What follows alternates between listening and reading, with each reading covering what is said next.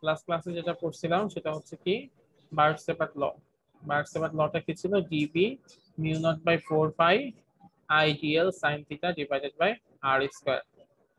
তো এখন যদি এমন করা হয় যে এই বার্কসেপার লটাকে ইসে লিখতে হয়, মানে ভেক্টর ফর্মে লিখতে হয়, তাহলে আসলে কিভাবে লিখতে হয়?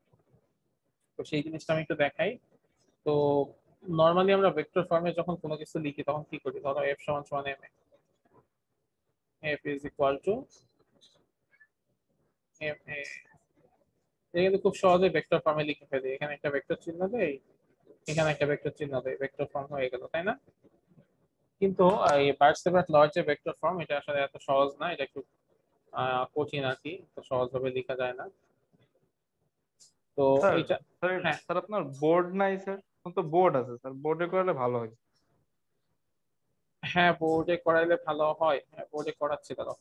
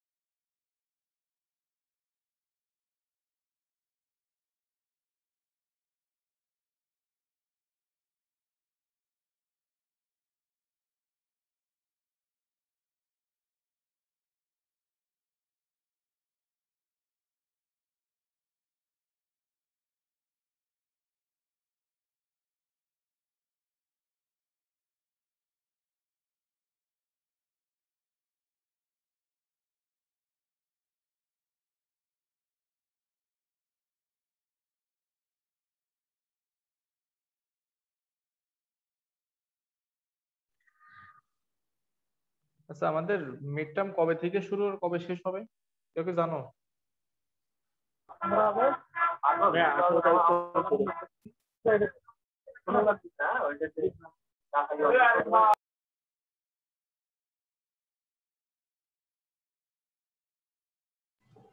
আলামিন, তুমি কি আসলে জানো না? হ্যাঁ ভাই, এই তুমি না, তুমি আলামিন না, ওই আলামিন, আলামিন মিয়া।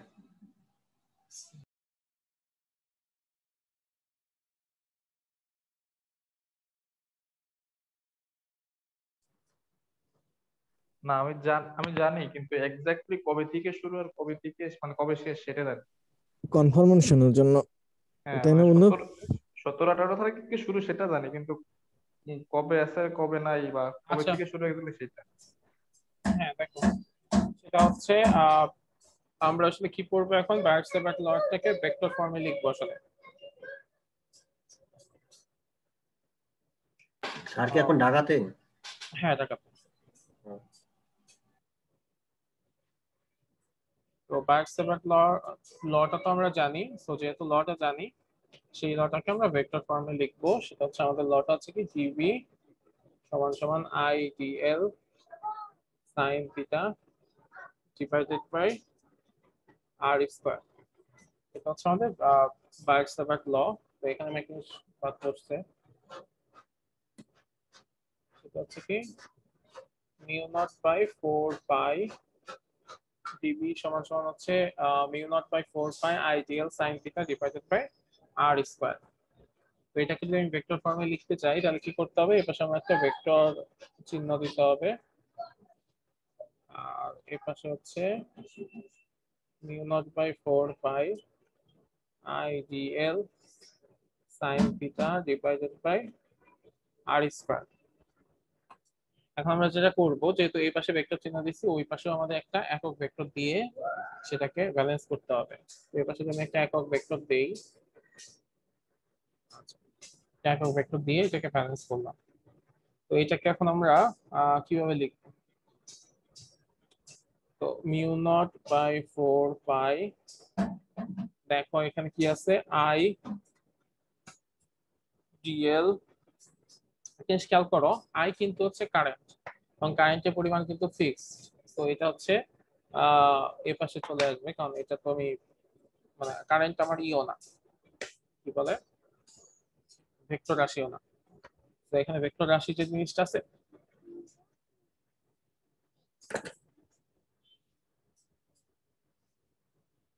আমি একটু ক্লাস নিচ্ছি আমি।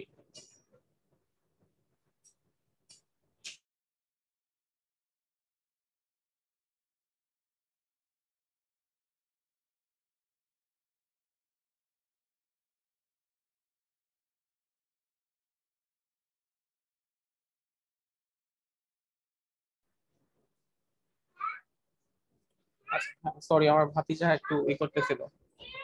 তো মিউ নট আই বাই 4 পাই, এরপর হচ্ছে কি হবে, এখানে আমার হ্যাঁ, আমি আপনার এই ভাতির সাথে কথা বলছিলাম।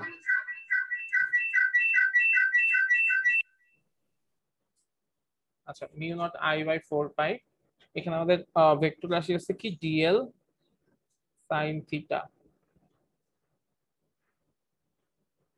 সাইন থিটা, আর এর পাশে হচ্ছে আর স্কয়ার। এখন দেখো, একটা একক ভেক্টরকে আমরা কি লিখতে পারি? একক ভেক্টরকে আমরা লিখতে পারি একটা ভেক্টর আর হচ্ছে ভেক্টরের মান। একক ভেক্টর মানে কি, যে কোন একটা ভেক্টর এবং সেই ভেক্টরকে ওই ভেক্টরের মান দ্বারা যদি আমরা ভাগ করি, তাহলে একটা একক ভেক্টর পাওয়া যায়। কোন ভেক্টরকে আমি ভেক্টরের মান দিয়ে যদি ভাগ করি, তাহলে হচ্ছে একক ভেক্টর পাওয়া যায়। একক ভেক্টরের জায়গায় আমি লিখলাম ওই ভেক্টর, ওই ভেক্টরের মান। তো এখানে কি হবে, মিউ নট আই বাই 4 পাই, দেখো এখানে ডিএল আর আর এই দুইটা হচ্ছে ভেক্টর রাশি, ডিএল আর এই দুটো হচ্ছে ভেক্টর রাশি। তো যেহেতু আর ডিএল সাইন থিটা আছে, তো আমরা কি জানি যে এ বি সাইন থিটা যদি থাকে, তাহলে সেটাকে লেখা যায় কি এ ক্রস বি, এ ক্রস বি লেখা যায়।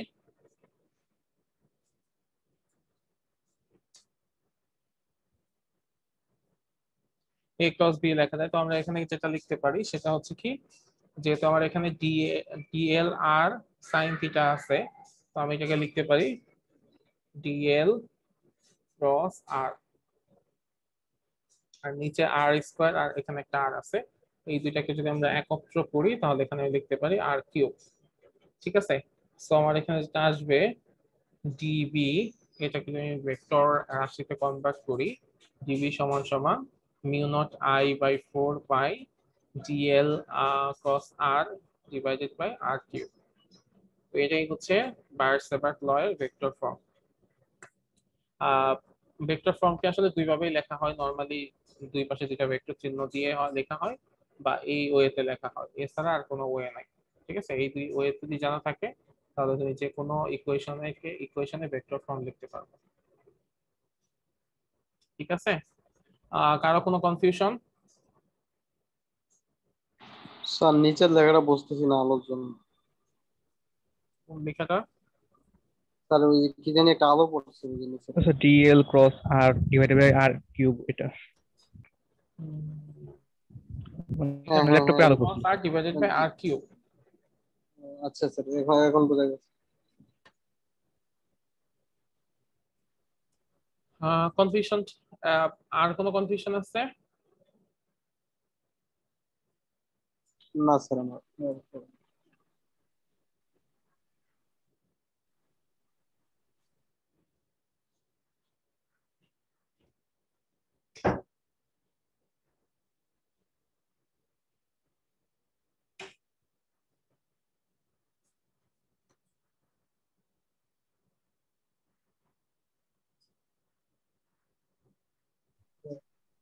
স্যার স্যার ওটাকে মুছে ফেলছেন? হ্যাঁ, ও আচ্ছা, ঠিক আছে।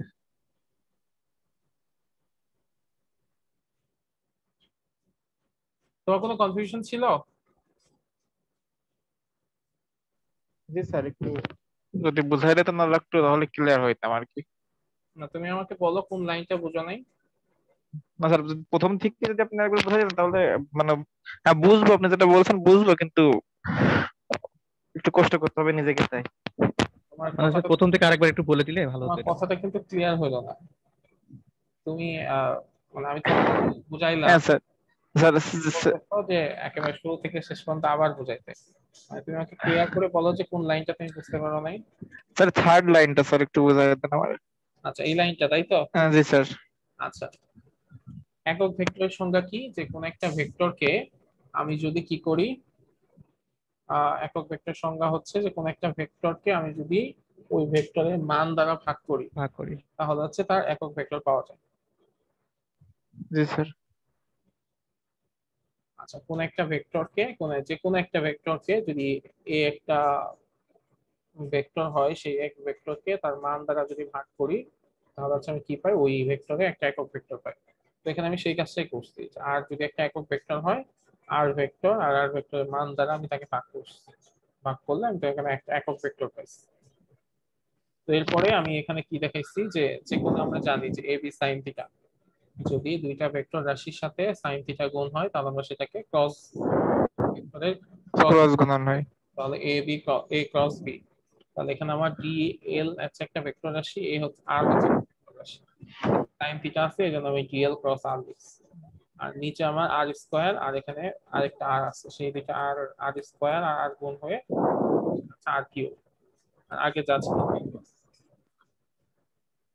আচ্ছা, বুঝতে পারছি sir.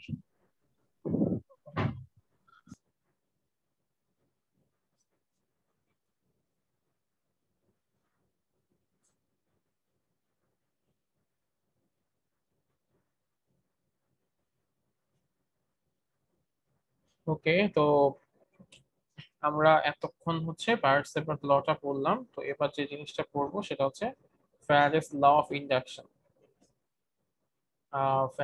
Faraday's law of induction, বা এটাকে অনেক সময় বলা হয় Faraday's law of electromagnetic induction.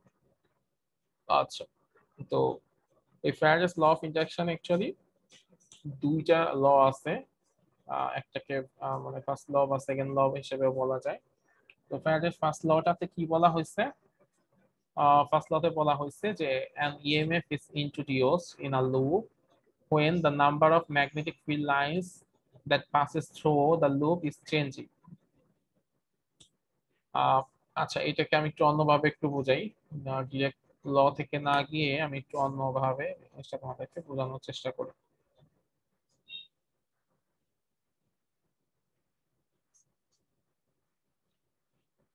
Initially যে জিনিসটা ছিল, বিজ্ঞানীরা আসলে যখন ইলেকট্রিক ফিল্ড বা ম্যাগনেটিক ফিল্ড এগুলা নিয়ে আসলে গবেষণা করতেছিল, তখন একটা জিনিস খেয়াল করে দেখলো যে বিভিন্ন জিনিস হয়, যে আমরা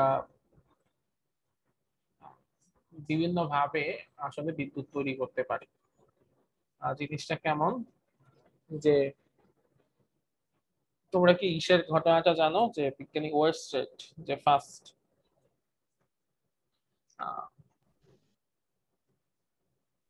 স্যার চুম্বক আবিষ্কারের কি আবিষ্কার করছিল ফার্স্ট বলো তো? স্যার চুম্বক চুম্বক আবিষ্কার করছিল। ঠিক চুম্বক না, তোমাদেরকে আমি আসলে যে জিনিসটা বলতে চাচ্ছি সেটা হচ্ছে, হ্যাঁ ওই বিজ্ঞানী হচ্ছে ওয়েরস্টেড। হ্যাঁ তাই, এবার আমি একটু খেয়াল করবো, একটু দেখে নিই।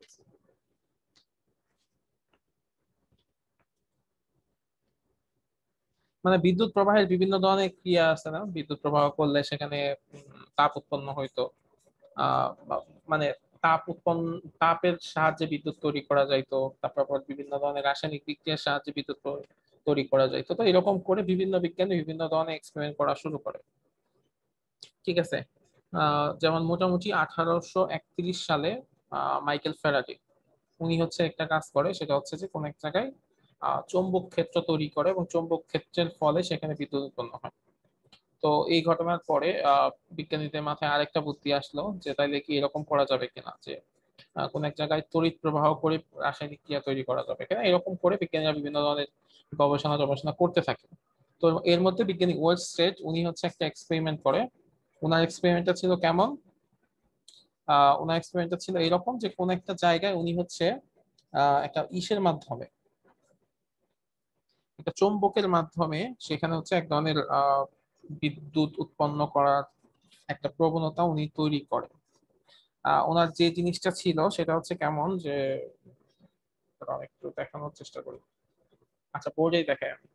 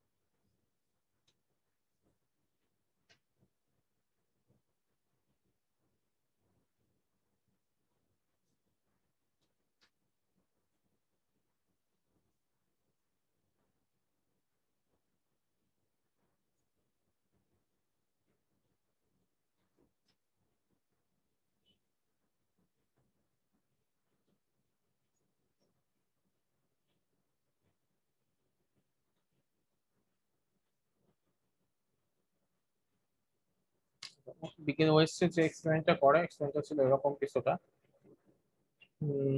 ধরো এরকম করে একটা পরিবাহী তার ছিল, সেই তারের মধ্যে দিয়ে কারেন্ট পরিবহন হচ্ছে, ঠিক আছে। আর এই তারের নিচে কি করছে, উনি একটা ম্যাগনেট রাখছে। ধরো এখানে একটা ম্যাগনেট আছে, ঠিক আছে, একটা ম্যাগনেট।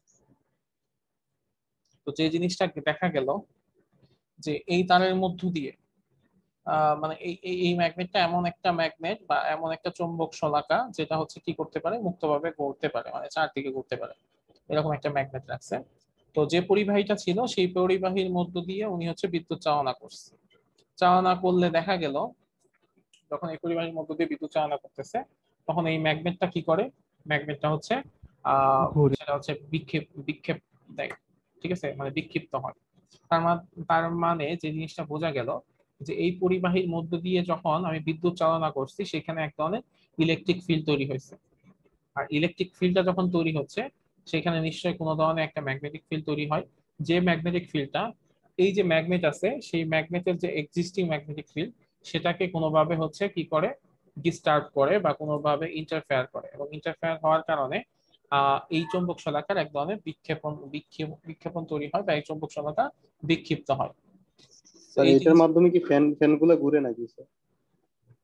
হ্যাঁ, ফ্যানের ভেতরে যে মেকানিজম সেটা, ফ্যানের কয়েলের মধ্যে যে মেকানিজম সেটা কাছাকাছি এটার মতোই। ওখানে তো অনেকগুলা কয়েল থাকে। জি আহ, স্যার, অনেকগুলা কয়েল থাকে, ওই লাইন দিলে ওই ম্যাগনেটের যদি line- চারপাশে তো এটা ঘুরতে থাকে ম্যাগনেট। এবং উনি এক্সপেরিমেন্ট করে যেটা দেখছেন যে পরিবাহীর মধ্য দিয়ে বিদ্যুৎ যদি মানে এই যে ওয়্যার আছে এই ওয়্যারের মধ্য দিয়ে যতক্ষণ বিদ্যুৎ পরিবাহিত হয় ততক্ষণই চৌম্বক ক্ষেত্র তৈরি হচ্ছে। এবং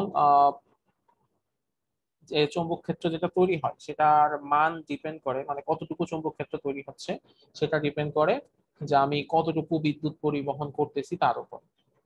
আর এবং চৌম্বক ক্ষেত্র বিদ্যুৎ প্রবাহের দিকের উপর চৌম্বক ক্ষেত্রের দিকও নির্ভর করে। এবং যতক্ষণ পর্যন্ত বিদ্যুৎ প্রবাহ থাকে ঠিক ততক্ষণ পর্যন্ত এখানে চৌম্বক প্রবাহ বা চৌম্বক ক্ষেত্র থাকে এখানে। স্যার ওটা তো হতে পারে, আমি যদি চৌম্বক বিচ্যুত করি ওদিক থেকে, তারা কি ম্যাগনেট বিদ্যুৎ প্রবাহ হতে পারে? সরি, খালি রাইফার বলবা? আমি যদি উল্টা কাজটা করি, মানে আমি চৌম্বকটা হ্যাঁ, বিক্ষিপ্ত হ্যাঁ, হ্যাঁ, করলাম আমি এই কথাটাই সেটা। বলতে চাচ্ছিলাম এখন, যে ঠিক তার উল্টা একটা কাজ করা হইলো, ঠিক আছে। উল্টা একটা কাজ আরেকজন বিজ্ঞানী করলো। উনি যে কাজটা করছে সেটা হচ্ছে কি, আহ ধরো একটা কাঠের বক্স আছে, ঠিক আছে, একটা কাঠের বক্স আছে এখানে, এপাশে আরেকটা কাঠের বক্স আছে। তো কাঠের মধ্য দিয়ে, মানে শুকনো কাঠের মধ্য দিয়ে কি কারেন্ট পরিবহন করে? করে না কিন্তু, তাই না? না স্যার। করে। তো ধরো এইখানটাতে আমি একটা তার রাখছি, একটা ওয়্যার আছে, যে ওয়্যারের মধ্যে দিয়ে বিদ্যুৎ পরিবহন হচ্ছে। এই পাশে আরেকটা ওয়্যার আছে, যে ওয়্যার দিয়ে কোনো ধরনের বিদ্যুৎ পরিবহন হচ্ছে না। তো আমি যদি এই এই এই যে তারটা আছে, সেই দুই তারের মাঝখানে একটা গ্যালভানোমিটার দেই এবং এই দুইটা বক্সকে পাশাপাশি রাখি, তাহলে তুমি আমাকে বলো যে এখানে ধরো একটা নির্দিষ্ট পরিমাণে বিদ্যুৎ পরিবহন হচ্ছে। তো এটা একটা বক্স, এটা একটা বক্স। তো এই ওয়্যারের মধ্য দিয়ে বিদ্যুৎ পরিবহন করার ফলে এই ওয়্যারে কোনো ধরনের বিদ্যুৎ উৎপন্ন হওয়ার কি কথা? এই বক্সের ভিতরে আমি বিদ্যুৎ পরিবহন করতেছি, এই বক্সের ভিতরে একটা তার আছে, যে তারের মধ্যে দিয়ে বিদ্যুৎ প্রবাহিত হচ্ছে। পাশে আরেকটা বক্স আছে, সেই বক্সে একটা তার আছে যেখানে কোনো ধরনের কানেকশন দেয়া নাই। ঠিক আছে, এখানে ধরো একটা ব্যাটারি দেয়া আছে, ঠিক আছে।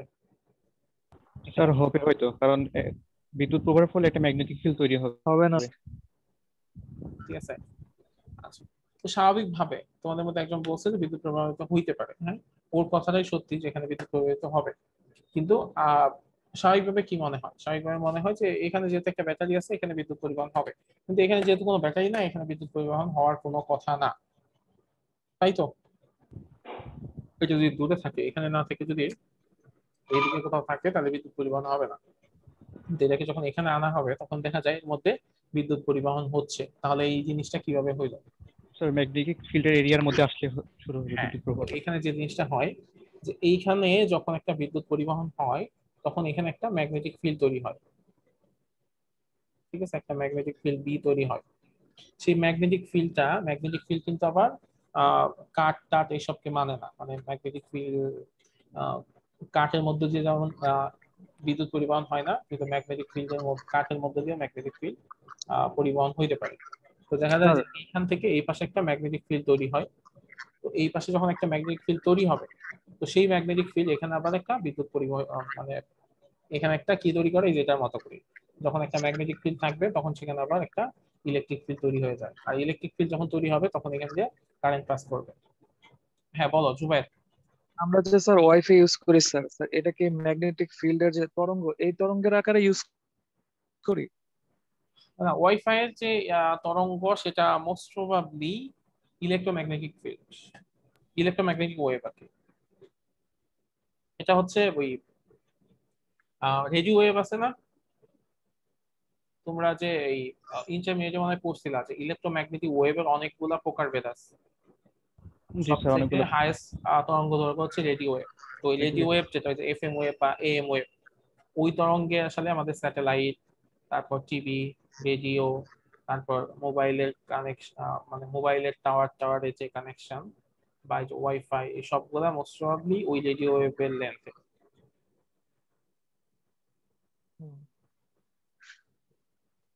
স্যার ওই ওয়েবটা তৈরিটা হয় কিভাবে, মানে আমরা তৈরি করতেছি কিভাবে ওই ওয়েব?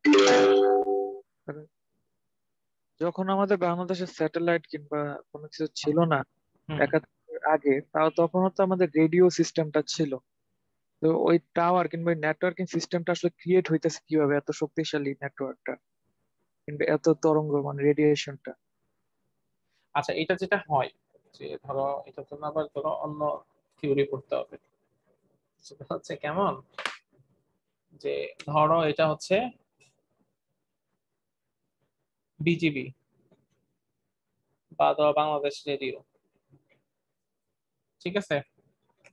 তো ওরা ওদের স্টুডিওতে যখন একটা কিছু হয়, কোন একটা ভিডিও করে বা কোন একটা সাউন্ড রেকর্ড করে, হুম, এই দুইটা জিনিস কি হিসেবে থাকতে পারে, যে সাউন্ড ওয়েভ হিসেবে থাকতে পারে, বা হচ্ছে কোন একটা জিনিস ভিডিও করলে সেটা হচ্ছে ভিডিও আকারে থাকতে পারে। তো এই সাউন্ড ওয়েভটাকে কি করে, এখানে আহ ই আছে, এটাকে বলে মডুলেটর আছে, এক ধরনের মডুলেটর আছে, মডুলেশন বলে এটাকে। এই যে আমাদের এম এফ এম আছে না, AM কে বলা হয় অ্যামপ্লিটিউড মডুলেশন, আর FM কে বলা হয় ফ্রিকোয়েন্সি মডুলেশন। Frequency mode. তো এই সাউন্ড ওয়েভের সাথে একটা মডুলেশন করে। মডুলেশন মানে হচ্ছে এর সাথে জিনিসটা হচ্ছে কেমন, আমি তোমাকে বলি। ধরো তুমি, তোমার বাসা এটা, তোমার ফ্রেন্ডের বাসা হচ্ছে 2 বাসা পরে। এখন এই এই বাসার ছাদ থেকে ওই বাসার ছাদে তুমি একটা চিঠি পাঠাবা, ঠিক আছে? ঠিক আছে, চিঠির মধ্যে কোনো একটা কিছু লেখা আছে যে বিকেল বেলা মাঠে আসতে হবে, খেলা আছে না সামথিং কিছু একটা আছে, তুমি একটা চিঠি মডুলেশন তো স্যার ডিজিটাল ওয়েভ কে অ্যানালগে কনভার্ট করে দেয় না? মডুলেশন না না না, ব্যাপারটা ওরকম না। মানে মডুলেশনে বিভিন্ন ধরনের মডুলেশন আছে, হ্যাঁ। তো এক এক জায়গায় এক এক ধরনের মডুলেশন কাজ করে, ডিজিটাল থেকে অ্যানালগ, এটা আসলে মডুলেশনের পর্যায়ে পড়বে না। আচ্ছা, তো ধরো তুমি ওই চিঠিটা যখন পাঠাবা, তুমি কি ডিরেক্ট কাগজটা ছুড়ে দিতে পারবা? মানে কাগজ এত দূর যাবে? একটা বাহক দরকার।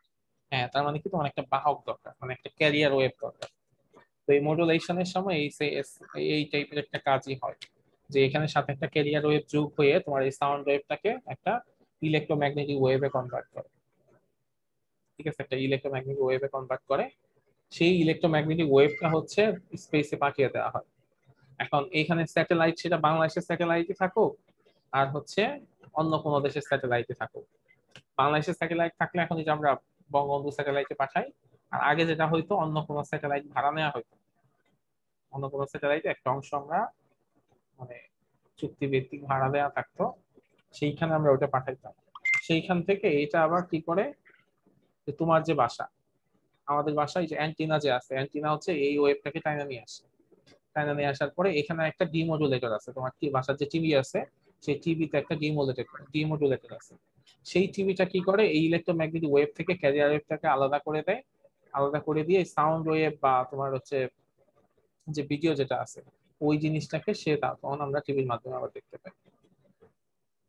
আচ্ছা, তাহলে ওরকমই তো হয়ে যাচ্ছে মানে যেটা হ্যাঁ বলছি। মানে যেটা আমরা আর কি বাইরে প্রেরণ করি নেটওয়ার্কের মাধ্যমে, ওটা তো স্যার এক ধরনের অ্যানালগ ওয়েভ থাকে, হ্যাঁ, ওই যে মানে সাইন ইলেকট্রোম্যাগনেটিক কসের যে ওয়েভ, ওয়েভ আছে। ইলেকট্রোম্যাগনেটিক ওয়েভটা এক ধরনের জি। আলোক তরঙ্গ, এক ধরনের ইলেকট্রোম্যাগনেটিক ওয়েভ। আসলে যেটা ডিমডুলেশন বললেন সেটা ধরেন আমরা ডিভাইসের মধ্যে যেগুলো সবই ডিজিটাল ওয়েভ, যেটা 0 আর 1 এর ক্ষেত্রে হয়ে থাকে। অ্যাকচুয়ালি তুমি যদি মানে ধরো ডিজিটাল ওয়েবটা এখন রিসেন্টলি তৈরি হয়েছে, তুমি যদি এটা ইসের কথা চিন্তা করো, মানে আগের যে ডিভাইস গুলো চিন্তা করো, আগের যে টিভি ছিল সেই টিভি কিন্তু তোমার ডিজিটাল সিগন্যাল বুঝতে পারবে না, 0-1।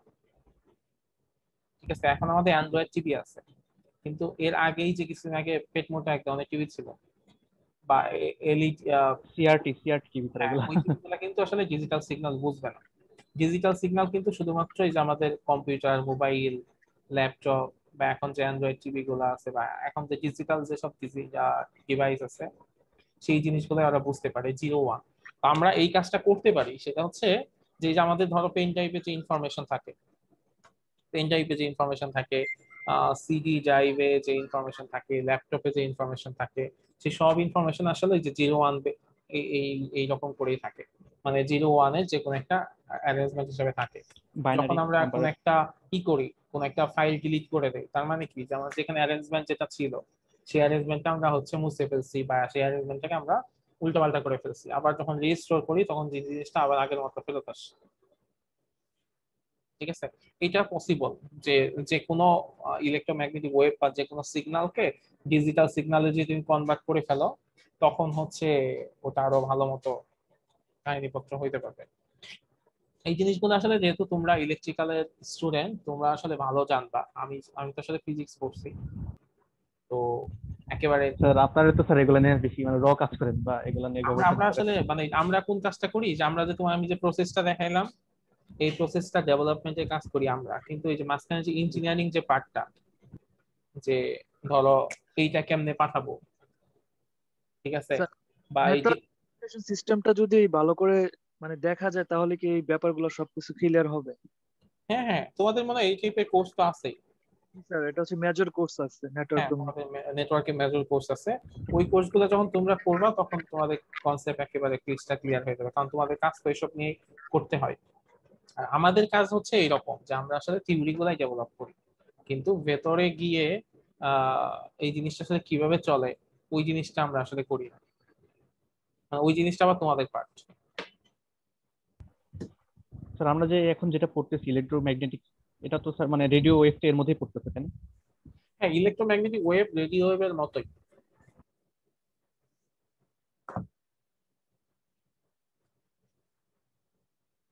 আচ্ছা, সো আমরা দেখতেছিলাম কি যে যদি মানে দুই পাশে দুইটা বক্স থাকে, তাহলে আমি দেখতে পাচ্ছি যে এই পাশ থেকে এই পাশে কারেন্ট ফ্লো হচ্ছে, হ্যাঁ, এখান থেকে কারেন্ট এখানে চলে যাচ্ছে। তার মানে আমরা বুঝতে পারতেছি যে এখানে আসলে ম্যাগনেটিক ফিল্ডের কারণে ইলেকট্রিক ফিল্ড তৈরি হচ্ছে। তার মানে আমরা দুইটা জিনিসই দেখলাম। দুইটা জিনিসের মধ্যে প্রথম জিনিসটা কি, যে কোনো জায়গায় যদি আমি ইলেকট্রিক ফিল্ড প্রবাহিত করি তাহলে সেখানে ম্যাগনেটিক ফিল্ড তৈরি হয়, আবার কোনো জায়গায় যদি ম্যাগনেটিক ফিল্ড প্রবাহিত করি সেখানে ইলেকট্রিক ফিল্ড তৈরি হয়। অ্যাকচুয়ালি ব্যাপার যেটা হয় যে কোনো জায়গায় আসলে ইলেকট্রিক ফিল্ড একা থাকতে পারে না, তার সাথে অবশ্যই ম্যাগনেটিক ফিল্ড থাকে। আবার কোনো জায়গায় ম্যাগনেটিক ফিল্ডও একা থাকতে পারে না, তার সাথে ইলেকট্রিক ফিল্ড থাকে। জিনিসটা হচ্ছে এরকম যে আমি ধরো এই লাইন বরাবর যদি আমার হচ্ছে একটা ইলেকট্রিক ফিল্ড চলে, এর সাথে প্যারালালি আরেকটা যে লাইন আছে সেই লাইন বরাবর আমার ম্যাগনেটিক ফিল্ডটা চলে। আর এই দুইটার সাথে লম্বভাবে আরেকটা লাইন আছে না, সেই লাইন বরাবর এই দুইটা একসাথে প্রোপাগেট করে। আরেকটা লাইন যে আছে সেই লাইন বরাবর এই দুইটা একসাথে প্রোপাগেট করে। এইভাবে আসলে ইলেকট্রোম্যাগনেটিক ওয়েভ আসলে প্রোপাগেট করতে থাকে। স্যার ম্যাগনেটিক ফিল্ড থেকে ইলেকট্রিক ফিল্ড কিভাবে তৈরি হয়?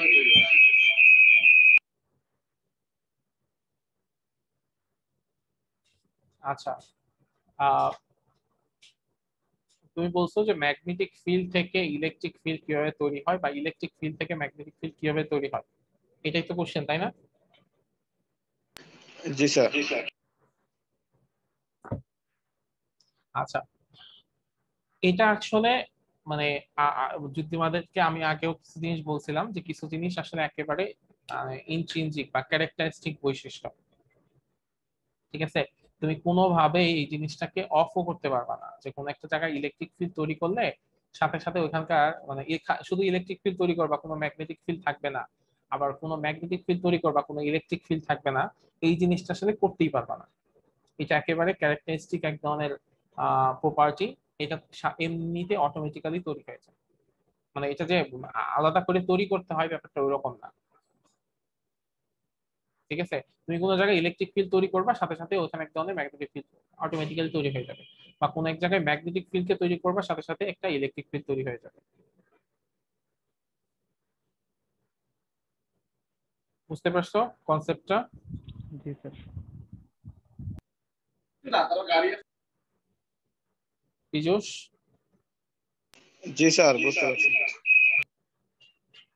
আচ্ছা, এখন একটা জিনিস আমরা একটু দেখি, সেটা হচ্ছে কি যে ফ্যারাডের লতে আসলে কি বলা হয়েছে। ফ্যারাডের লতে বলা হয়েছে ধরো এরকম যদি আমার একটা কয়েল থাকে,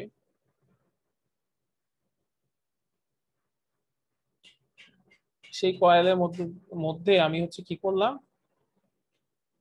একটা ম্যাগনেট, ম্যাগনেটে এটা এন পোল এটা এস পোল ধরে নিলাম।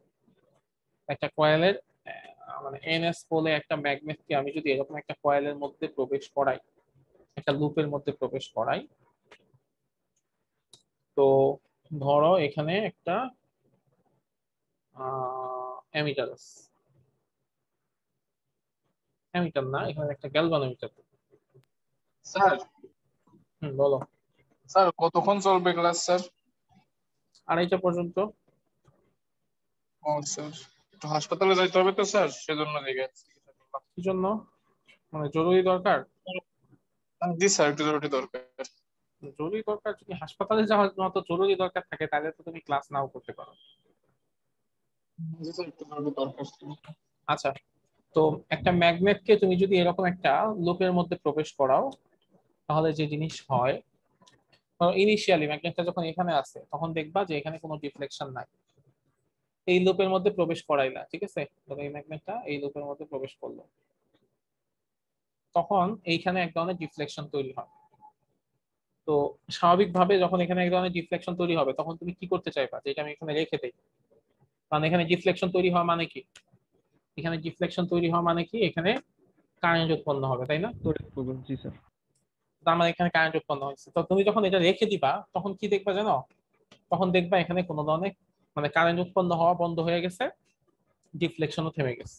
চলমান রাখতে হবে স্যার যদি কারেন্ট উৎপন্ন করতে চাই। এটাকে যদি আবার বাইরে নিয়ে আসো তখন আবার দেখবা কি এখানে রিফ্লেকশন তৈরি হয়েছে, এখানে কারেন্ট উৎপন্ন হচ্ছে। আবার বাইরে নিয়ে রেখে দিবা, তখন দেখবা আবার কোনো কিছু নাই। স্যার এটা কেন হচ্ছে স্যার? কারণ ভিতরে থাকলে তো সে তো ম্যাগনেটিক ফিল্ডটা তো সবসময় তো কন্টিনিউসলি চলতেই থাকার কথা। আচ্ছা, এই জিনিসটা কেন হয় সেটা আমি বলি। ধরো এখানে তো একটা ওয়্যার আছে, লুপ আছে, লুপের মধ্যে কারেন্ট পরিবহন, কারেন্ট কিছু যদি থাকে আবার নাও থাকতে পারে। ধরলাম কোনো কারেন্ট নাই, ইনিশিয়ালি এই লুপের মধ্যে কোনো কারেন্টও নাই, কোনো ম্যাগনেটিক ফিল্ডও নাই। তো তুমি যখন একটা ম্যাগনেটকে ভিতরে আনছো তখন এখানে ম্যাগনেটিক ফিল্ডের পরিবর্তন হয়েছে না? জি স্যার। ম্যাগনেটিক ফিল্ড বেড়ে গেছে, তাই তো? জি স্যার। আচ্ছা, বেড়ে গেছে। ধরে নিলাম এই ম্যাগনেট আনার কারণে ম্যাগনেটিক ফিল্ড বেড়ে 100 টেসলা হয়ে গেছে, ধরে নেই, এমনিতে আমি অনুমান করে একটা বলতেছি। তো 100 টেসলা যখন হয়ে গেল ম্যাগনেটিক ফিল্ডটা, তার মানে কি এখানে ম্যাগনেটিক লাইন্স অফ ফোর্সের পরিমাণ এখানে বেড়ে গেছে। আর আগে যতটুকু ম্যাগনেটিক লাইন্স ছিল, এখন ম্যাগনেটিক লাইন্সের পরিমাণ, ম্যাগনেটিক ফিল্ড লাইন্সের পরিমাণ বেড়ে গেছে। আচ্ছা, তো যখন এখানে আসার পর রেখে দিছো তখন কি আর বাড়তেছে নাকি ওই 100 টেসলাই আছে? কন্টিনিউয়াসলি একটা ইকুয়াল পজিশনে ইকুইলিব্রিয়াম হয়ে যায়, এই মানে কারণে একটা কনস্ট্যান্ট পজিশনে চলে গেছে। তো কনস্ট্যান্ট পজিশনে গেলে এখানে আর কোনো ধরনের মানে কারেন্ট তৈরি হবে না। আবার কি করতে হবে, আবার এটাকে তুমি যদি ফেরত নিয়ে আসো, ফেরত আনলে কি হবে? ফেরত আনলে আবার এখানকার 100 টেসলা 0 টেসলাতে কনভার্ট হবে না? জি স্যার। যখন আবার 0 টেসলাতে কনভার্ট হবে তখন আবার যেহেতু পরিবর্তন হয়েছে, পরিবর্তন হইলে আবার সেখানে কারেন্ট উৎপন্ন হবে। আরেকটা জিনিসও তো করা যায়, আমাদের যে এখানে যদি সুইচিং সিস্টেম রাখি তাহলে তো সুইচটা অন এবং অফ করলে তাহলে আমার ম্যাগনেটটা তো বারবার বের করার ঢোকানো লাগতেছে না। সুইচিং সিস্টেম অন অফ অফের কারণে তো বারবার তো আমাদের এখানে কারেন্টটা উৎপন্ন হইতে থাকবে। সার্কিট ক্লোজ এবং ওপেন করি। না, তুমি সার্কিট ক্লোজ ওপেন করলে তো তোমার ম্যাগনেটিক লাইন চেঞ্জ হবে, হয়ে যাচ্ছে, মানে বিদ্যুৎ প্রবাহ আর কি বন্ধ করে দেওয়া যাচ্ছে, কিন্তু ম্যাগনেটিক প্রবাহ বন্ধ করতেছো সেটা ঠিক আছে, কিন্তু এখানে ম্যাগনেটিক ফিল্ডের তো পরিবর্তন হচ্ছে না। না আমি তো তুমি বলতেছি চাচ্ছ যে এটা ভেতরে নিয়ে রেখে দিবা, তারপরে এখানে একটা সুইচ রাখবো, তাই তো? কিন্তু আমার পরিবর্তন হওয়া লাগবে হচ্ছে ম্যাগনেটিক ফিল্ডের পরিমাণ।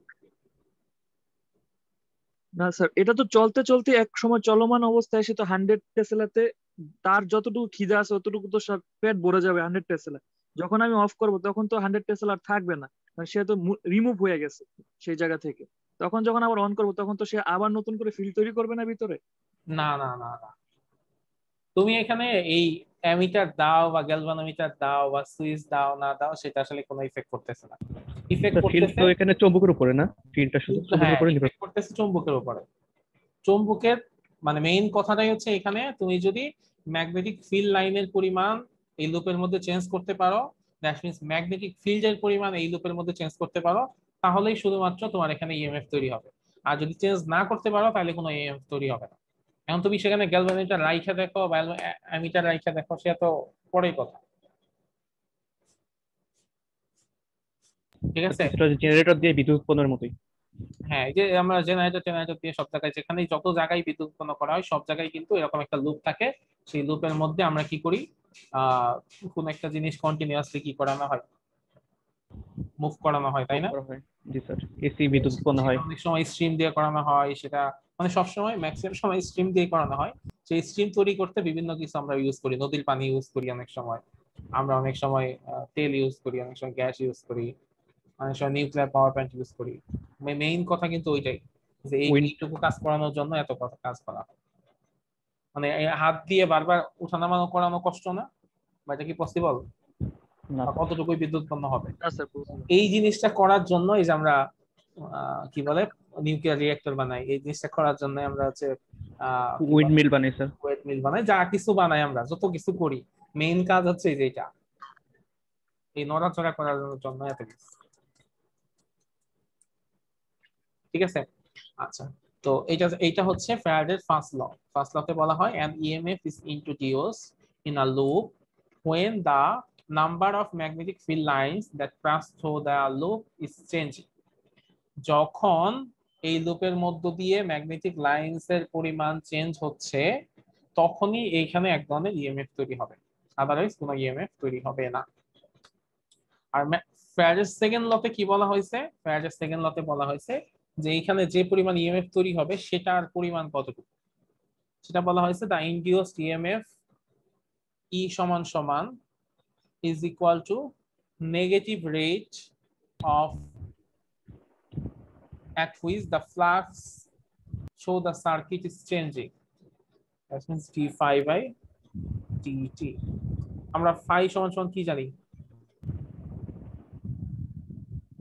এরকম জানি না? EN জি স্যার। ইএ বা বিএ আর কি। ম্যাগনেটিক কোন একটা নির্দিষ্ট এরিয়ার মধ্যে ম্যাগনেটিক ফিল্ডের পরিমাণ কতটুকু মানে কতটুকু ম্যাগনেটিক ফিল্ড আছে সেটাই হচ্ছে ফ্লাক্স। তো এখানে যখন ম্যাগনেটিক ফিল্ডের পরিবর্তন হবে তখন ম্যাগনেটিক ফ্লাক্সেরও পরিবর্তন হবে না? জি স্যার। আচ্ছা, তো এখানে ই এর পরিমাণ হচ্ছে কি, যে আমার সময়ের সাথে সাথে কতটুকু ম্যাগনেটিক ফ্লাক্সের পরিবর্তন হচ্ছে সেটার নেগেটিভ রেটটাই হচ্ছে ই, মানে ইএমএফ এর পরিমাণ। এখন তোমাদের কথা হচ্ছে স্যার এই মাইনাসটা কেন? এই কোশ্চেনটা আপাতত রাখো, আপাতত এই কোশ্চেনটা আমরা লেন্জের ল যখন পড়বো তখন এটা ব্যাখ্যা করবো যে এখানে কেন মাইনাস আসে। ঠিক আছে, আর আপাতত আমরা এইটুকু দেখি যে ই সমান সমান minus d phi by dt, মানে এই সার্কিটে যে ইনডিউসড ইএমএফটা তৈরি হবে সেই ইনডিউসড ইএমএফটা হচ্ছে যে এই সার্কিটে ম্যাগনেটিক ফ্লাক্সের পরিমাণ কতটুকু পরিবর্তন হচ্ছে সেটার হারের উপর নির্ভর করবে। Rate of change of magnetic flux, rate of change of magnetic flux in this circuit, এটাই হচ্ছে ইনডিউসড ইএমএফ এর পরিমাণ। ই সমান সমান minus d phi by dt. এটা হচ্ছে যে কোনো একটা কয়েলের জন্য। যদি আমার একের অধিক কয়েল থাকে তখন কি হবে? 1 2 3 4, তার মানে এখানে একটা এন হবে। ই সমান সমান minus N d phi by dt. ঠিক আছে, বা ই সমান সমান d N phi by dt. সেটা একের অধিক কয়েলের জন্য, একের অধিক কয়েলের জন্য, এন সংখ্যক কয়েলের জন্য। পাক সংখ্যা। পাক যত বেশি হবে তত, হ্যাঁ। মানে পাক যত বেশি হবে আমার ইনডিউসড ইএমএফ এর পরিমাণ তত বেশি হবে। বেশ।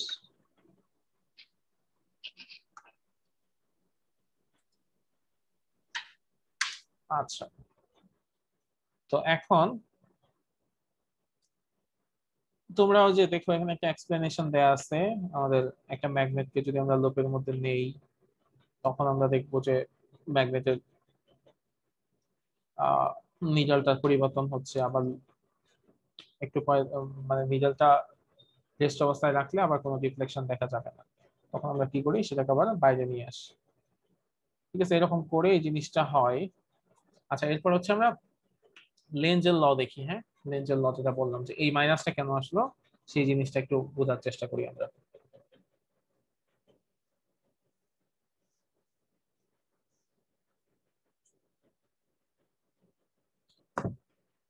এই জিনিসটা একটা গল্পের মতো করে, মানে আমার এক স্যার বলতেছিল একদিন। সেটা হচ্ছে কেমন, যে ধরো দুই ভাই, তাদের বাসা হচ্ছে মফস্বলে। তো একজন হচ্ছে বড় ভাই, একটা ছোট ভাই। তো দুই ভাই মিলে, মানে দুই ভাইয়ের দুইজনেই খুব ইচ্ছা ঢাকায় আসবে, ঢাকায় তারা পড়াশোনা করবে। তো বড় ভাই বাসায় বলছে, রাজি হয় না। ছোট ভাই বলছে তাও রাজি হয় না। কি করা যায়? তো দুই ভাই মিলে প্ল্যান করছে যে আমরা দুজনে মিলে বাবারে বুঝাবো। বুঝানোর পরে আপাতত বড় ভাইকে পাঠাবো ঢাকায় পড়াশোনা করতে। বড় ভাই ওইদিকে সব বাসা টাসা নিয়ে সুন্দর মতো ব্যবস্থা করে ছোট ভাইকে নিয়ে যাবে এরকম। তো বাপরে বুঝাইছে খুব সুন্দর করে, দুই ভাই বুঝানোর পরে বলছে বড় ভাইয়া যাক, সমস্যা নাই, আমি সে গিয়ে পড়াশোনা করুক, তার পড়াশোনা করা দরকার। ঠিক আছে, এই সেই বলে বড় ভাইকে পাঠাইছে। তো বড় ভাই ঢাকায় আসছে, ঢাকায় এসে তো সে সব পড়াশোনা করে কদিন পরে বাপরে ছোট ভাই যখন ফোন দিচ্ছে যে আপু আমি, মানে ভাই আমি তো এখন যাইতে চাই, সে তার বাবার ওইটা ফোন দিয়ে বলছে বড় ভাই যে ঢাকায় খুব বাজে অবস্থা।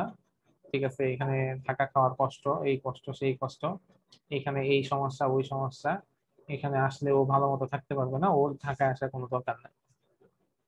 ঠিক আছে, মানে ছোট ভাই তখন চিন্তা করতেছে যে ভাইরে আমি বুঝে আসতে পাঠাইলাম বাপরে বইলা, আর ভাই হচ্ছে উল্টা আমার যাওয়াটা ক্যান্সেল করে দেবে। তো লেন্জের লটা হচ্ছে কিছুটা এইরকম, যে এই দেখো এখানে আমরা নর্থ আর সাউথ পোলে একটা ম্যাগনেট যখন আমি এই ভেতরে প্রবেশ করাবো, এখানে কি এক ধরনের ম্যাগনেটিক ফিল্ডের পরিবর্তন হচ্ছে, বা ম্যাগনেটিক ফিল্ড লাইনের পরিবর্তন হচ্ছে, বা ম্যাগনেটিক ফ্লাক্সের পরিবর্তন হচ্ছে, তাই না? জি স্যার। এখানে এক ধরনের ইনডিউসড ইএমএফ তৈরি হবে না? একটা ইএমএফ তৈরি হবে তো। জি স্যার, তৈরি হবে। তো সেই ইএমএফ এর তো একটা ডিরেকশন আছে, তাই না? জি স্যার। তো সেই ইএমএফ এর যে ডিরেকশন, সেই ডিরেকশনটা হচ্ছে এইরকম, যে সেটাকে যদি আমরা একটা ম্যাগনেটে কনভার্ট করি, তাহলে ম্যাগনেটটা হবে এরকম, এই পাশে এস পোল, এই পাশে এন পোল। এই এনএস পোলে একটা ম্যাগনেট এই লুপে প্রবেশ করানোর ফলে এখানে যে ইএমএফ টা তৈরি হইলো, সেই ইএমএফ এর ডিরেকশন হচ্ছে এরকম, যে সেটা ডিরেকশনটাকে যদি আমি একটা ম্যাগনেটের সাথে কম্পেয়ার করি, তাহলে সেটা এই পাশে হবে এস পোল, এই পাশে হবে এন পোল। তাহলে বলো যে এই ম্যাগনেটটা এখানে থাকতে পারবে? না স্যার, বিকর্ষণ করবে। বিকর্ষণ করবে। বিকর্ষণ করবে, বিপরীত। এই ম্যাগনেটটা চাবে, এই ইএমএফ টা চাবে, এই ম্যাগনেটটা বের হয়ে যায়। আবার ম্যাগনেটটা যখন বের হয়ে যাচ্ছে, তখনও তো এক ধরনের ইএমএফ তৈরি হয়, তাই না? সেই ইএমএফ এর ডিরেকশন হয় আবার এরকম, একটা এই পাশে এন পোল, এই পাশে এস পোল। যখন এই ম্যাগনেটটা বের হয়ে যাবে, তখন যদি আবার এরকম এক ধরনের ম্যাগনেট তৈরি হয়, তখন সে কি চাইবে? স্যার স্যার স্যার আরেকবার রিপ্লাই করেন স্যার এই জিনিসটা। আকর্ষণ করতে চাইবে স্যার। আচ্ছা আচ্ছা, আবার বলি। এই হচ্ছে আমার ম্যাগনেট, টেস্ট ম্যাগনেট, যেটা দিয়ে আমি কাজ করতেছি। এই ম্যাগনেটটা যখন এখানে প্রবেশ করবে, তখন এখানে এক ধরনের ইএমএফ তৈরি হবে, ইলেকট্রোমোটিভ ফোর্স তৈরি হবে। সেই ইলেকট্রোমোটিভ ফোর্সের তো একটা ডিরেকশন থাকবে। সেই ডিরেকশনটাকে আমরা যদি একটা ইমাজিনারি ম্যাগনেটের সাথে কল্পনা করি, তাইলে সেখানে যে ম্যাগনেটটা তৈরি হয়, সেই ম্যাগনেটটা হচ্ছে এই পাশে এস, এই পাশে এন। তাহলে কি করবে? ও যখন ভেতরে যাবে, ও তাকে কি করবে? তখন বিকর্ষণ করবে, যে তোমার ভেতরে আসার দরকার নাই, তুমি বাইরে বেরিয়ে যাও। তখন বাইরে যখন ওই ম্যাগনেটটা আমার বেরোয় আসতেছে, তখন এখানে আবার কি তৈরি হয়? ইএমএফ তৈরি হয়। সেই যে ইএমএফ তৈরি হয়, সেই সময় যে ইমাজিনারি ম্যাগনেটের যদি আমরা চিন্তা করি, সেই ম্যাগনেটের এই পাশে হচ্ছে এন পোল, এই পাশে হচ্ছে এস পোল। তখন এই ম্যাগনেটটা আবার কি চাইবে? এই ম্যাগনেটটা চাইবে, ভাই তুই যাইস না, তুই থাক। মানে যখন যেটা হচ্ছে তার উল্টা জিনিস চায়। বা ব্যাপারটাকে এরকম বলা যায় যে এখানে যে ইএমএফটা তৈরি হয়েছে, সেই ইএমএফটা তৈরি হয়েছে কেন? ও তো ভেতরে যাওয়ার কারণে, তাই না? মানে ওর তৈরি হওয়ার যে কারণ, সেই কারণটাকে ও বাধা দিচ্ছে না। জি স্যার। আবার ও যখন বেরোয় যাচ্ছে, ও বেরোয় যাওয়ার কারণেই তো ইএমএফ তৈরি হইলো। সেই বেরোয় যাওয়ার কারণে যে ইএমএফ তৈরি হইতেছে, সেই ইএমএফ কি চায়? যে ও যেন বেরোয় না যায়, ও থাকুক। স্যার একবার সেকা দেয়, আবার কাছে টানে। হ্যাঁ, মানে দুইবারই কিন্তু সেকাই দিচ্ছে। মানে ও যখন ভেতরে যায়, তখন কিন্তু ও চাইতেছে যে এটা কি তাহলে নিউট্রালে থাকবে? হ্যাঁ, এটা কি তাহলে নিউট্রাল থাকবে, মানে সাম্য অবস্থায় থাকবে? না, সাম্য অবস্থায় থাকবে না। আমি যখন এটা ভেতরে নিব, তখন কিন্তু ভেতরে নিয়ে রাখা দিলে কিন্তু আর কোনো কারেন্ট তৈরি হবে না। তার মানে এটা আমাকে বাইর করতেই হবে। এই জন্য এসি কারেন্ট কেমন? এরকম না? জি স্যার, সাইনোসয়েডাল। সাইনোসয়েডাল। কেন সাইনোসয়েডাল হয়? ডিরেকশন পরিবর্তন করে না। এটা হচ্ছে উপরে কারেন্ট, এটা হচ্ছে নিচে কারেন্ট। আমাদের সে কারেন্ট 50 বার দিক পরিবর্তন করে, এই কারণে।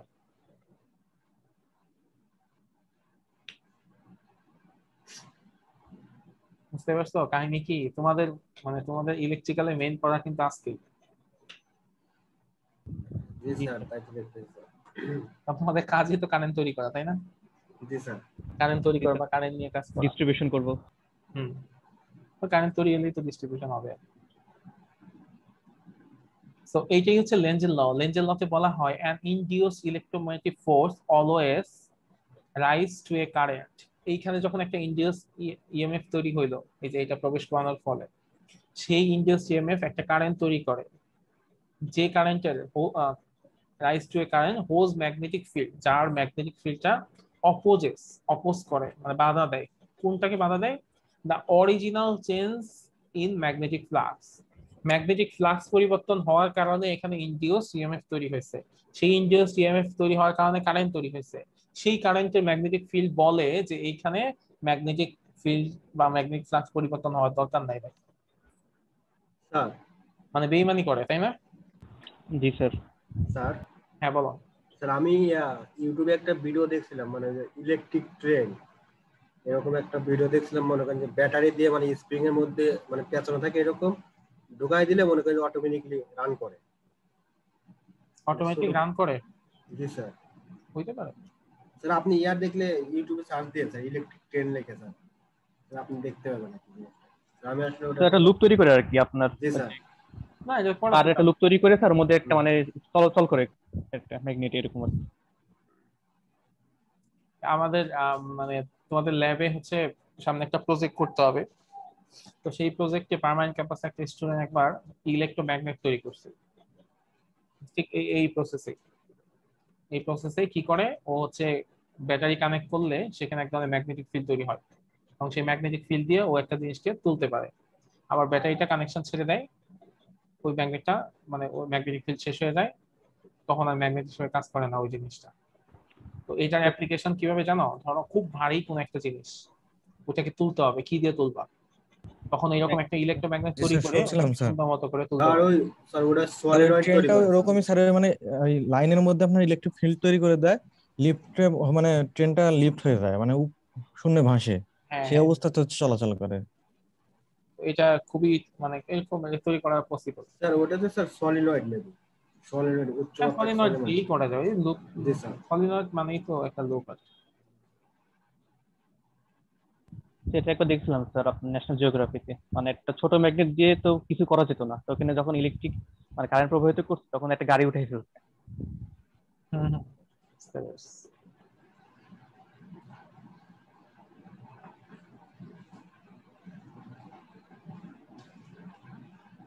ওকে, তো তাইলে আমাদের কি বলে ফ্যারাডের ল চলে গেল, লেন্জের ল চলে গেল, আমাদের সিলেবাস তো প্রায় শেষ।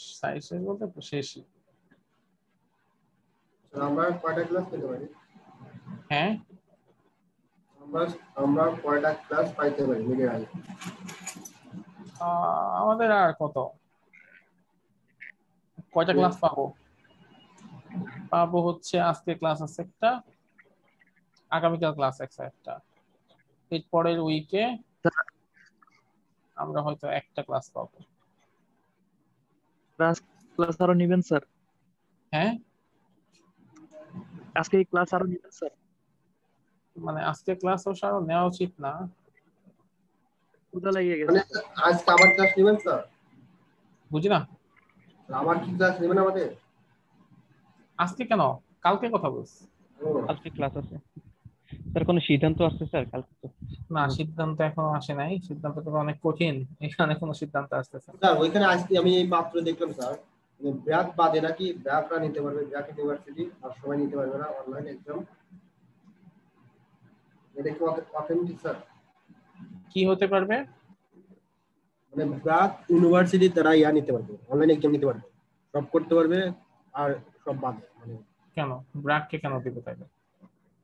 জানি না স্যার, এটা দেখলাম আর কি স্যার। না, এরকম কিছু হইতে পারবে না, এটা পসিবল না। আচ্ছা, তো আমরা শর্টে একটা জিনিস জাস্ট একটু পড়ি, মানে এই একই টাইপের জিনিস বলে পড়ে ফেলি।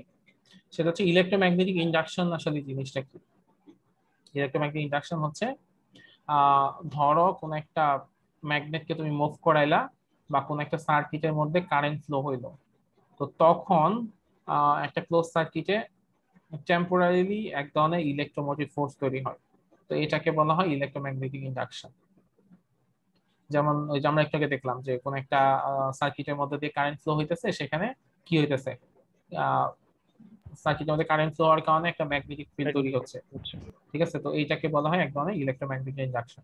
আবার এইরকম হতে পারে যে কোন একটা ম্যাগনেটকে তুমি মুভ করাচ্ছ, সেইখানে আবার একটা কারেন্ট ফ্লো তৈরি হচ্ছে। ঠিক আছে, সেটাকে বলা হয় ইলেকট্রোম্যাগনেটিক ইন্ডাকশন। দ্যাট মিনস কোন ধরনের ম্যাগনেটিক মুভিং এর কারণে বা কারেন্ট ক্যারিং সার্কিটের কারণে যদি কোনো একটা ক্লোজ সার্কিটের মধ্যে ইলেকট্রোমোটিভ ফোর্স উৎপন্ন হয়, তাহলে আহ, এই প্রক্রিয়াটাকে বলা হয় ইলেকট্রোম্যাগনেটিক ইন্ডাকশন। তো এই ইলেকট্রোম্যাগনেটিক ইন্ডাকশন দুই ভাবে হইতে পারে, একটাকে বলা হয় সেলফ ইন্ডাকশন, আর এটাকে বলা হয় মিউচুয়াল ইন্ডাকশন। সেলফ ইন্ডাকশন জিনিসটা কেমন? ধরো তোমার মাথা ব্যথা, তো তোমার মাথা ব্যথা থাকলে তোমার কি মেজাজ ঠিক থাকবে? না স্যার। না স্যার। না, স্বাভাবিকভাবেই তোমার নিজের মাথা ব্যথা হইলে তোমার মেজাজ ঠিক থাকবেই না। তো তো এরকম যদি হয় যে তোমার নিজের মাথা ব্যথা, তোমার নিজেরই মেজাজ ঠিক নাই, তাইলে কি তোমার সেলফ একটা ব্যাপার স্যাপার হয়ে গেল, মানে সেলফ মেজাজ খারাপ হয়েছে, তাই না? তো এরকমই একটা কারেন্ট যদি একটা কয়েলের মধ্যে চেঞ্জ হয়, একটা কয়েলের মধ্যে কারেন্ট চেঞ্জ হয়েছে, তাহলে স্বাভাবিকভাবে সেখানে ইনডিউসড ইএমএফ তৈরি হবে ওই সেম কয়েলে, তাই তো? জি স্যার। তাহলে এটাকে আমরা বলবো সেলফ ইন্ডাকশন, যে যে কয়েলে কারেন্টের পরিবর্তন হয়েছে বা যে কয়েলে কোন একটা পরিবর্তন করছি যার কারণে ওই কয়েলে নতুন একটা ইনডিউসড ইএমএফ তৈরি হয়েছে, সেটাকে আমরা বলতেছি সেলফ ইন্ডাকশন। এখন যদি উল্টা ঘটনা ঘটে, যে তোমার রুমমেটের মেজাজ খারাপ, মাথা ব্যথা, সে খুব চিল্লাপাল্লা করতেছে, এই করতেছে সেই করতেছে, তুমি পড়তে পারতেছে না, তোমার হয়ে গেছে মেজাজ খারাপ, এটা হইতে পারে না? পারে স্যার। এটা হইতে পারে। তো এইটাকে বলা হয় মিউচুয়াল ইন্ডাকশন। যে ধরো এই পাশে একটা কয়েল আছে, প্রাইমারি কয়েল, যে কয়েলের মধ্যে তুমি কারেন্ট ফ্লো করছো, যার কারণে সেইখানকার ম্যাগনেটিক ফিল্ড তৈরি হয়েছে, সেই ম্যাগনেটিক ফিল্ড গিয়ে সেকেন্ডারি কয়েলে কারেন্ট উৎপন্ন করছে, ঠিক আছে? তোমার রুমমেটের মেজাজ মাথা ব্যথা, মেজাজ মেজাজ খারাপ, সেই মেজাজ খারাপ তোমার মাথার উপর, তোমার উপরে গিয়ে পড়ছে, ঠিক আছে? এটাকে বলা হয় মিউচুয়াল ইন্ডাকশন। যে যদি দুইটা কয়েল পাশাপাশি থাকে, একটা কয়েলে কারেন্ট চেঞ্জ হইলো, ওই কয়েলে কারেন্ট চেঞ্জ হওয়ার কারণে সেকেন্ড কয়েলে গিয়ে ইএমএফ চেঞ্জ হয়ে গেছে, এই ধরনের ইন্ডাকশনকে বলবো আমরা মিউচুয়াল ইন্ডাকশন।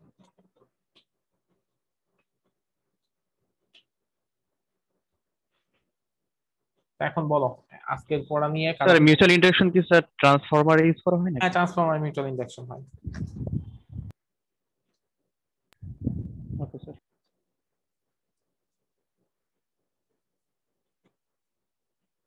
আজকে পড়াশোনা নিয়ে কারো কোনো কোশ্চেন, বা আজকে পড়াশোনা বুঝতে পারছো কে কে, বা বুঝতে পারো নাই কে কে, সেটা বলো। না পারলে কিন্তু সর্বনাশ, আজকে যদি না পারো। স্যার আর অনেক কিছু জানা বাকি আছে।